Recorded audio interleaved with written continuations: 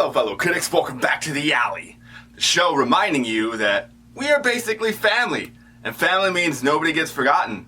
Nobody gets left behind. How good was that Lilo and Stitch movie? I mean, sure, the parts where we watched Stitch do real-world damage to everything around him was eye-opening and a little frustrating at first. Come on, Stitch. These are real people trying to do real-life things here. They can't just use cartoon magic to fix your crazy amount of property damage. Nani was already having trouble holding down a job before you brought utter chaos to everything in your adorable little destructive wake. I suppose I have to cut you a little bit of slack because destruction was what you were built to do after all. Especially when you make up for it in the second half of the movie. Well, mostly. Not sure that Nani and Lilo appreciate you literally bringing down the house.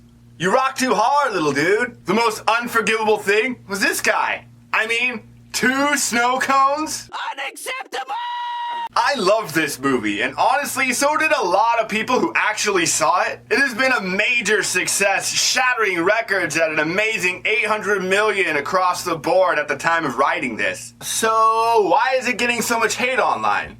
Well, that's what I'm here to talk about, along with a couple theories for the obviously set up sequel they have. Can't help the overthinking machine inside this cartoonishly thick skull of mine. It's my Kuliana. Why is everyone hating on this movie? I mean, it's pretty faithful to the original aside from a couple tweaks here and there. It seems a lot of people have problems when an old movie or TV show is reimagined and made with new eyes. One of the first criticisms I ever hear about is a flat, "It's not the same as the original." Which of course it's not. It's a fresh take on a beloved classic. It can't be a one-for-one of the same movie. And honestly, it shouldn't be.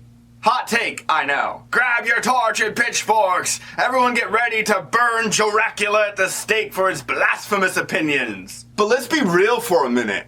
Why can't we remake things? Not everything has to be original intellectual property. Sometimes we can reintroduce things for a new generation, especially older TV shows and movies. Let the kids have what we had, you monsters! If nothing else, it will inspire a large group of people to go back and check out the original content that you love so much. Honestly, this reminds me of the outrage that followed the release of those newer live-action Ninja Turtle movies. When the first one of them came out in 2014, so many people raged that they weren't the same thing as the 90s Turtles, which led honest surprise from me. Why would we remake the 90s Turtles movie when we already have the 90s Turtles movies? That makes no sense and, honestly, would be pointless to even make because we already have it. I went and saw it with no expectations. You know what? I enjoyed the ride. I wasn't disappointed it wasn't a shot-for-shot remake. I still like the 90s Turtles more, but I didn't get angry about it. It's like weird gatekeeping. Nobody can enjoy it because I said so. Jeez. Another phenomena I've seen when new movies come out is people intentionally misinterpreting it and then spreading out misinformation. My example is, one of the biggest criticisms I heard about the new Lilo and Stitch movie is Nani just hands her off to foster care so she can dash off and go to college because she's so selfish. Which, after watching the movies, I can confirm that is not what happens. She is not that shellfish. Little bit of a spoiler warning coming up. Alright, if you're still here, that means you've seen it or you don't care if I tell you about it.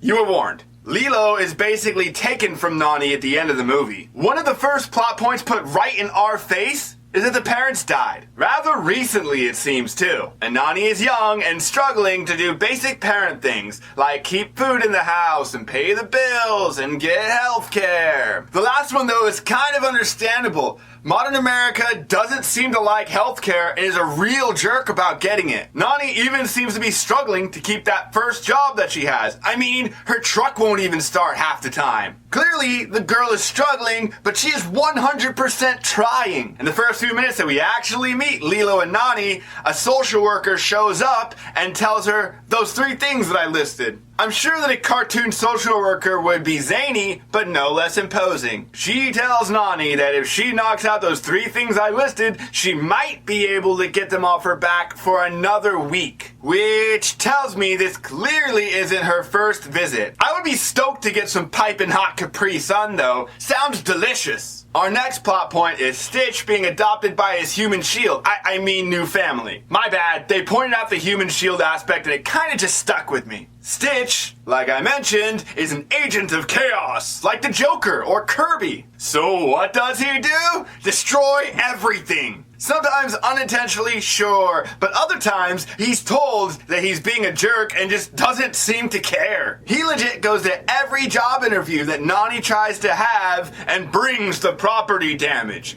essentially ensuring that she can't get a job there. So she can't get a job, she can't pay the bills, can't put food in the house with no money. Kinda hard to get healthcare when you're constantly putting out fires. So how's that list going? But Nani keeps trying. In the second act, we have Stitch realizing that he is capable of being loved and he's not just some freak. So he tries to start behaving, even atoning for his actions a little bit by running back to his cage. Then boom! In come the antagonists who have been trying to apprehend him from the start of the film, culminating in an epic battle that brings down the house.